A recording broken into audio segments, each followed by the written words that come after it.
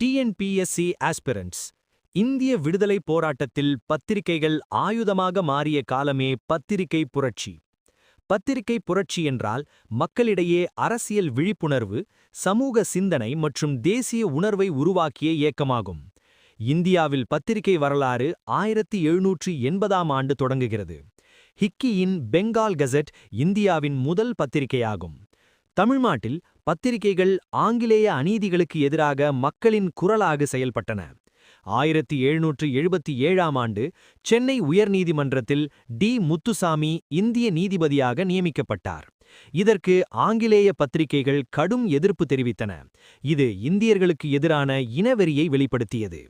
இந்த அநீதிக்கு எதிராக 1778ஆம் ஆண்டு ஜி. சுப்பிரமணிய ஐயர், வீர ராகவாச்சாரி மற்றும் 4 நண்பர்கள் இணைந்து த ஹிந்து பத்திரிகையை தொடங்கினர். த ஹிந்து பத்திரிகையின் நோக்கம் இந்தியர்களின் குரலை உலகிற்கு வெளிப்படுத்த மற்றும் ஆங்கிலேய அநீதிகளை எதிர்ப்பதே. பின்னர் 1891ஆம் ஆண்டு ஜி. சுப்பிரமணிய ஐயர் சுதேசமித்ரன் என்ற தமிழ் இதழை தொடங்கினார்.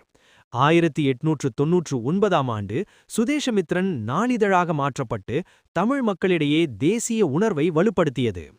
பத்திரிகைகளின் தாக்கத்தால் ஆங்கிலேய அரசு 1878இல் வெர்னகுலர் பிரஸ் ஆக்ட் என்ற சட்டத்தை கொண்டு வந்து மொழி பத்திரிகைகளை கட்டுப்படுத்த முயன்றது. ஆனால் பத்திரிகை புரட்சி அடங்கவில்லை. அது இந்திய விடுதலை போராட்டத்தின் முதுகெலும்பாக மாறியது.